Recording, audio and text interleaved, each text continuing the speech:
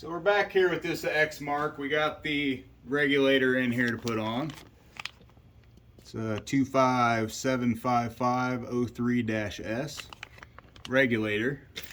Looks like it just comes with the bolts and the lock washers. So we're gonna get that all flipped out, but first, the wiring here is bad. So we're gonna wanna fix that before we do anything. So if we get essentially here, the other two wires that are going into this coupler, that's for your kill, for your engine. They're not bad at all. None of that melting got over into them. So what I'm going to do is I'm just going to snip both ends of this. We're going to go ahead and repair that. So snip it there. If you just bring it back, and then you can go ahead and throw an end on it. Something that's insulated, obviously, because you don't want it grounding out, because it is your charging system there. Just get them crimped down real good.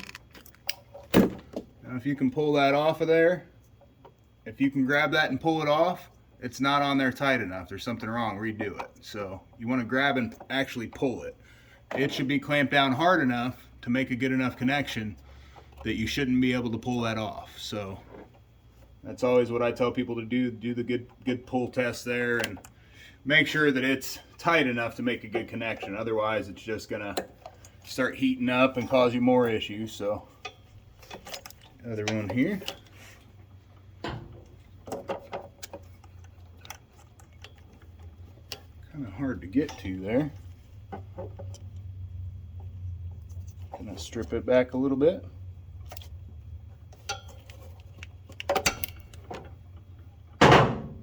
I'm going to put a red on that one. It's a little bit smaller. So it doesn't need a whole lot of wire there for that charging system. It usually doesn't draw a whole lot of amperage. Get that down in there. Alright, so that's on there real good. Next we're going to go ahead and take the regulator off here.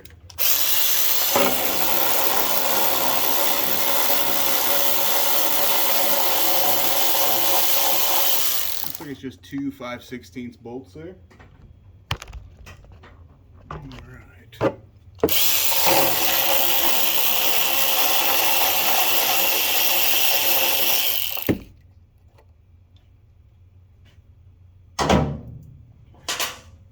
Go ahead and get the regulator out here.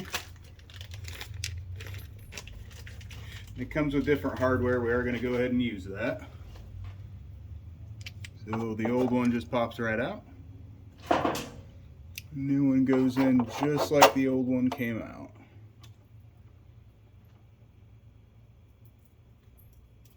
Going to want to go ahead and screw those in there with your lock nut on the inside, and make sure your wire is hooked up again. You want that to make sure that it's grounded out and everything else there. So that will be good. Then you can go ahead and tighten both of those down.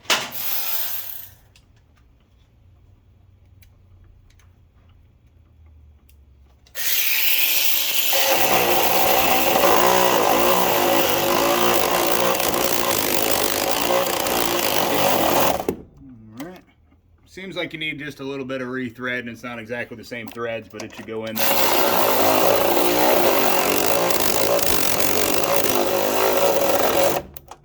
Thread it on right in there, make sure everything's nice and tight there.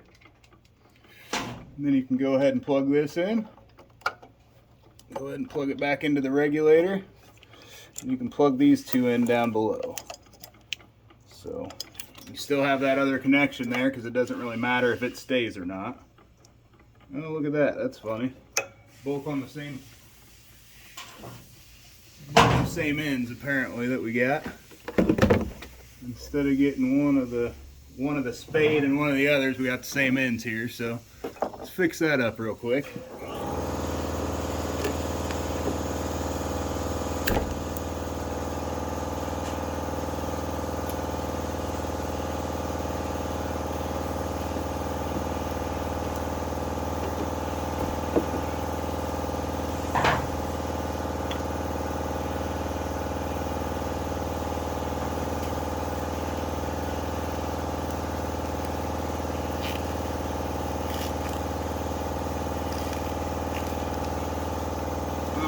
now that we got the right ends back on these, so they actually go together, we can flip those right here.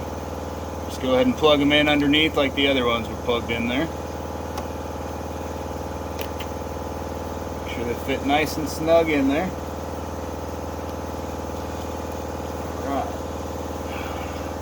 Nice and tight together. Your other connection's still there, obviously, so that's good.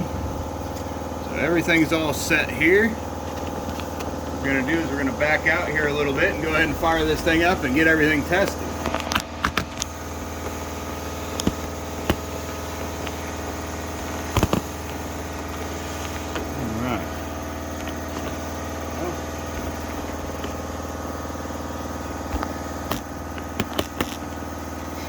So, battery here first. Battery is coming in at, got the hold button on. Battery is coming in at 12.22 volts here. That's with everything off. So we're going to go ahead and fire it up here.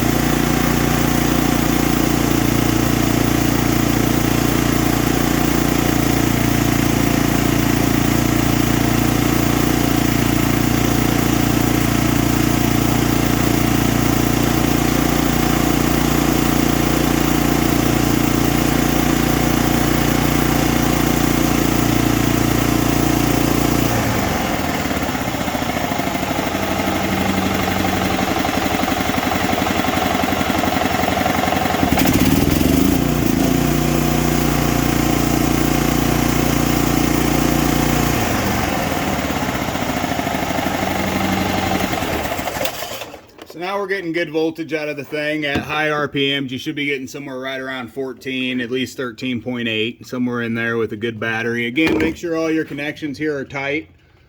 Make sure that the connection that you fix down here, or any connection that you do for that matter, is tight. If they're not tight, if you can just pull those ends off, you know, if you can just grab it and pull it, it's not on there tight enough. So that's one of the biggest mistakes people make when they do that. But make sure all the battery connections are tight too here. This thing was just a regulator as opposed to being the alternator, but just how you get it all fixed up after you diagnose it. Thanks for watching. Like and subscribe.